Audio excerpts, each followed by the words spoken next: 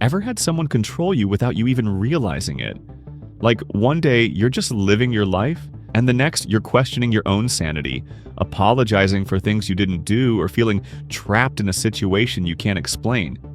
Manipulators are masters at pulling the strings, and the scariest part? Their tricks are so subtle you won't even notice until it's too late.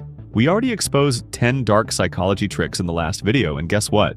There are even more ways they mess with your head. So buckle up. Here are 5 more psychological tactics manipulators use, so you can spot them before they take control.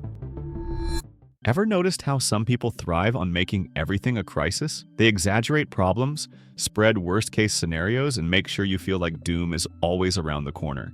Your boss says, if we don't hit this deadline, the company might go under. Your partner says, if you leave me, you'll regret it forever. Your friend says, dude, if you don't buy this crypto now, you'll be poor for life. See the pattern? They don't want you thinking. They want you panicking. Because when you're afraid, you're easier to control. Pro tip: whenever someone pushes fear onto you, ask yourself, are they giving solutions or just making me dependent on them? Regular gaslighting is bad enough, but gaslighting by proxy? That's when manipulators recruit backup to reinforce their lies. Instead of just denying reality, they get friends, family, or authority figures to back them up, making you feel even more isolated. Your manipulative friend tells others you're overreacting before you even say anything. Your toxic partner convinces your family that you're the problem. Your shady boss makes coworkers doubt your version of events. Suddenly, it's not just one person gaslighting you, it's an entire team working against you. How do you fight back?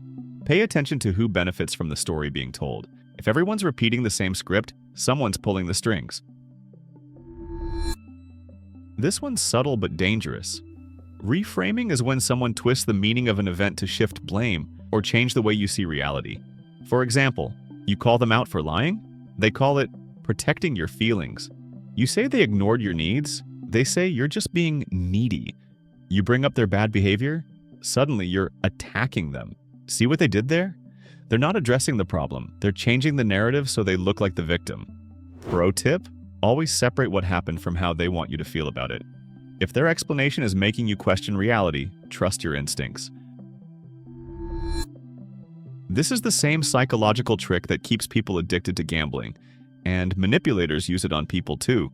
It works like this. One day they shower you with love, praise, or rewards. The next they're cold, distant, or even cruel.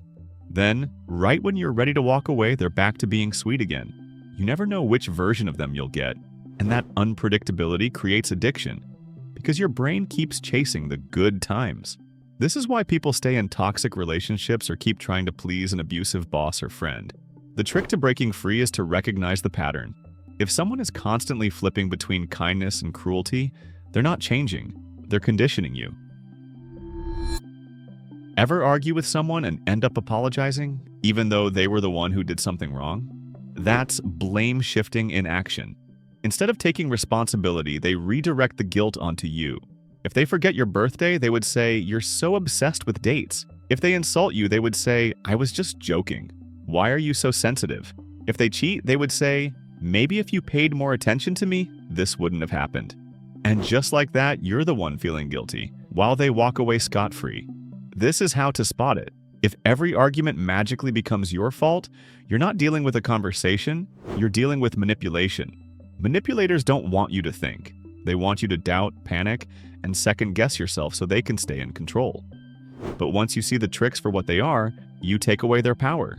So, next time someone tries to control you with fear, stay calm and question their motives.